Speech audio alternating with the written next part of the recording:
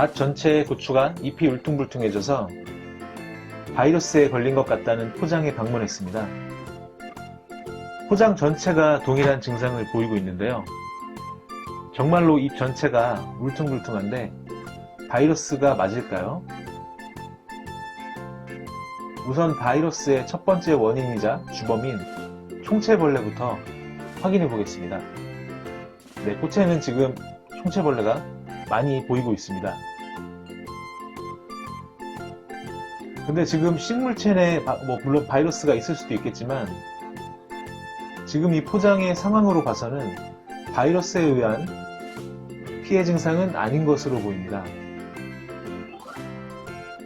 물론 잎에 변형이 많이 생겨 있고 총체 피해잎도 많이 보이지만 새순 위주가 아니고 잎의 전체가 이런 현상을 보이는 것은 어떠한 원인에 의해서 뿌리에 문제가 생긴 현상으로 보이고, 특히 하이엽부터 새순까지 모든 잎들이 이런 현상을 보이는 것은 뿌리에서 양수분을 제대로 균형 있게 흡수하지 못한 증거로 보시면 될 것 같습니다.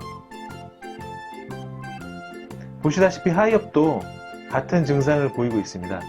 바이러스의 원인인 총체벌레의 피해 증상은 보통 잎을 가해하면 잎에 변형이 오거나 상단부, 새순 위주로 잎이 울퉁불퉁해지고 잎의 앞뒷면에서 가해 흔적을 볼 수가 있습니다.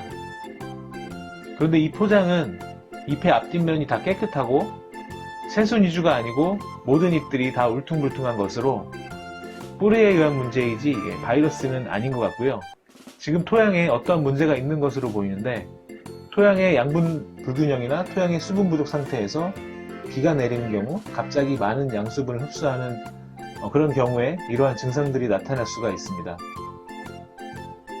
아니면 정식 후 냉해를 받았거나 약해를 받았을 때도 뿌리가 안 좋아진 상태에서는 나타날 수 있는 현상입니다.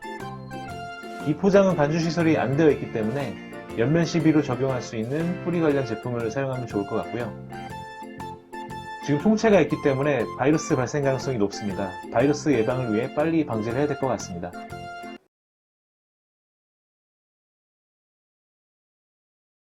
안녕하세요, 코레그로입니다. 방금 잎이 울퉁불퉁하게 변해버린 포장을 보셨는데요. 물론 아직까지 바이러스 병증이 보이지는 않았지만 뿌리 상태도 안 좋고 총체가 꽃마다 보이는 것으로 보아 이대로 두면 바이러스에 걸릴 확률이 매우 높은 포장이었습니다. 오늘은 고추 바이러스 예방에 대한 내용과 발병 시 조치사항을 한번 알아보도록 하겠습니다. 예전에는 고추하면 역병과 탄저병 같은 경우가 가장 무서운 병이었지만 내병성 품종도 있고 또 방제가 쉽진 않지만 치료제들도 존재합니다.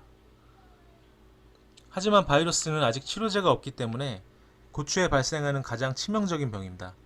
대표적으로 6종류의 바이러스가 있는데 그중 가장 많이 발생하는 바이러스는 진딧물에 의하여 옮겨지는 오이 모자이크 바이러스와 총체벌레에 의한 토마토 반점 위조 바이러스입니다.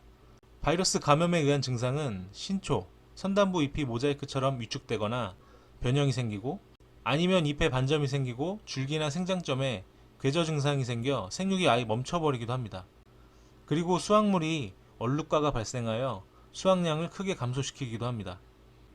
고추 성공 농사의 90%는 진딧물과 총체벌레 방제다라는 말이 있듯이 진딧물과 총체벌레를 잘 방제해야 바이러스를 효과적으로 예방할 수가 있습니다. 고추에 많이 발생하는 바이러스 중 하나인 오이 모자이크 바이러스입니다. 진딧물에 의하여 주로 발병하고 새순 위주로 잎색이 연해지고 위축 현상으로 울퉁불퉁해지는 증상이 나타납니다. 줄기에 궤저가 발생하기도 하고 고추 열매에 사진과 같은 증상이 나타나기도 합니다. 진딧물은 비교적 눈에 잘 띄기 때문에 발견되면 즉시 바로 전용 약제를 살포하셔야 합니다.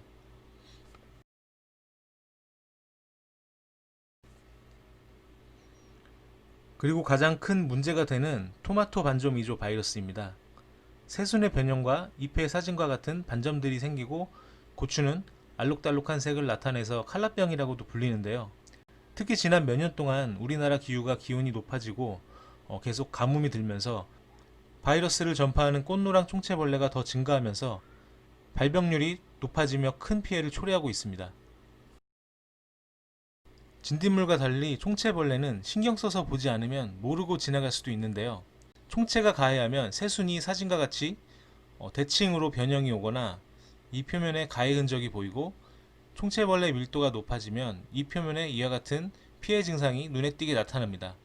그리고 특히 총체벌레는 흰색을 좋아하기 때문에 항상 꽃 속을 잘 살펴보면서 총체벌레가 있는지를 확인하시고 전용 약제를 철저하게 방제하셔야 합니다. 바이러스는 확실한 치료제가 없기 때문에 예방을 철저히 하셔야 하는데요. 잡초를 방치하지 말고 항상 포장을 깨끗하게 관리해야 합니다. 잡초는 해충의 기주식물로서 풀을 제거하지 않으면 아무리 방제를 열심히 해도 방제가 어려워집니다. 그리고 5월부터 개체수가 급격히 증가하기 때문에 약제 방제를 철저히 하셔야 합니다. 다만 해충은 내성이 굉장히 강하기 때문에 작용기작이 다른 약제 3가지 정도를 교차로 사용하시는 게 좋고요. 그리고 고추의 생육을 건강하게 유지시켜줘야 합니다. 바이러스에 감기인 경우도 건강한 사람은 감기에 거의 걸리지 않듯이 고추도 영양 부족 없이 튼튼한 세력을 유지시키면 바이러스에 걸릴 확률을 크게 감소시킬 수가 있습니다.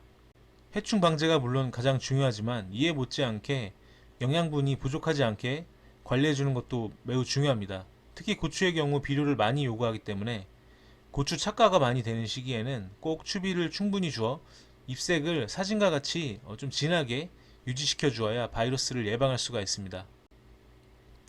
그리고 추비 살포시 주의하실 게 있는데요. 교과서적으로는 추비는 30일 간격으로 준다라고 되어 있지만 비료의 종류에 따라 환경에 따라 간격은 훨씬 줄어들 수가 있습니다. 예를 들면 식물의 흡수는 빠르지만 토양 속 유실이 빠른 질산태 질소로 된 비료를 헛골에 살포했고 얼마간에 또 비가 왔다면 토양 속에는 고추가 먹을 수 있는 비료 성분은 거의 없다고 보시면 됩니다. 그만큼 추비 공급의 간격을 신경 쓰기보다는 고추의 잎색과 자람 등을 보시고 추비 공급을 고려하셔야 합니다.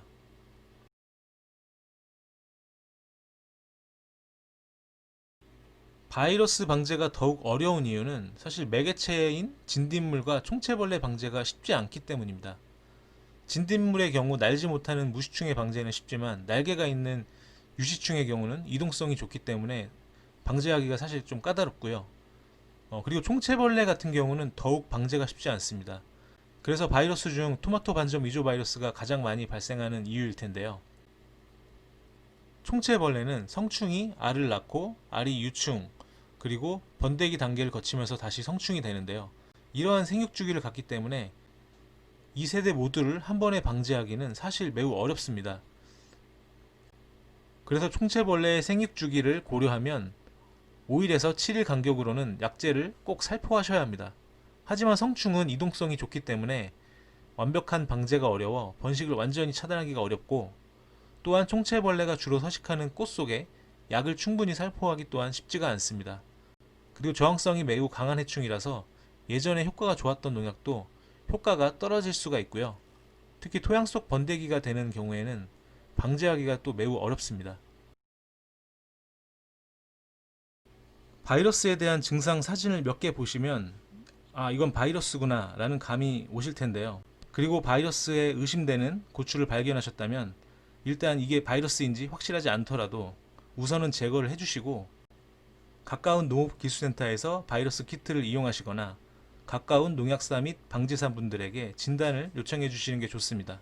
그리고 포장 전체에 군데군데 5개 이상 바이러스 증상이 발견되었다면 이미 포장 전체에 바이러스가 퍼졌을 가능성이 상당히 높습니다. 의심이 되는 고추는 전부 뽑아버리고 빠르게 살충제를 처리를 하고 이때 아직 증상이 발현되지 않은 고추들은 빨리 세력을 높여서 바이러스가 발현되지 않도록 극복시킬 수 있도록 생류활성제나 아미노산을 함께 살포해 주시는 게 좋습니다. 시중에 많은 바이러스 극복제들이 빠른 영양 공급과 생류활성으로 바이러스를 극복하는 원리의 제품들입니다. 저희는 항상 여러분의 성공 농사를 기원합니다. 감사합니다.